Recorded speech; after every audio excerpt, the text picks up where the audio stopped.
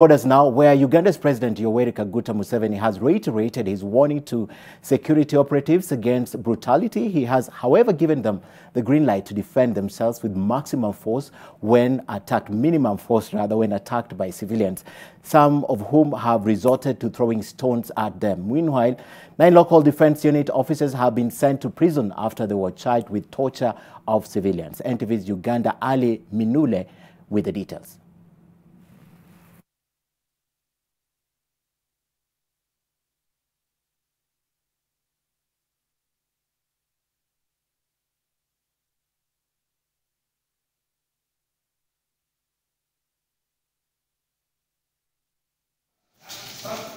This is not the first time the president issues this kind of warning to LDU force who are part of the security agents enforcing part of the measures to limit the spread of COVID-19.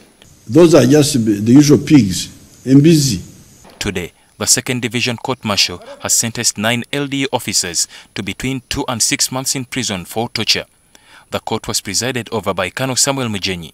Maana yake ndio mimi kama hakuna familia inapata sida, lakini nilikuwa naomba kutokea kwa makosa yenye nimefanya mnisemee. In his speech today, President Museveni repeated his warning to personnel against moving with canes. The other day, we punished soldiers that caned people chiboko or beat people in any other way. This was because they violated the standing orders. In some instances, members of the public have started attacking the security officers. In Bibia Municipality, Amuro District, a UPDF soldier lost his eye as he enforced a directive on the curfew that starts at 7 p.m.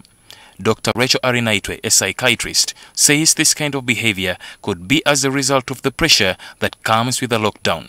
One could be the fear that is going on within the community, fear because of the illness. It could be the uncertainty of the situation. When will lockdown end? How long will we go on like this? Now we have 21 more days of lockdown. We don't know what will happen at the end of the 21 days. So that uncertainty. The president has turned his guns against citizens who take the law into their hands.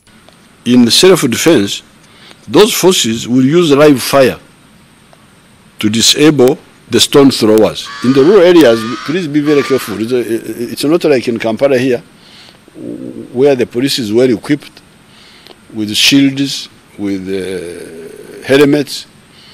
You can throw stones at them, then they can use the shields to block them. But in the rural areas, they don't have those, the police.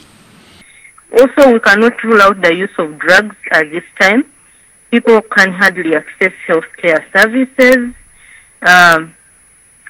So most people will at some point, some people will at some point turn to use of drugs, and that can also explain the violent behavior towards the security personnel. With 21 more days of the lockdown, it remains to be seen how the relationship between security operatives and civilians progresses, especially during the curfew hours. Ali Mivule, NTV.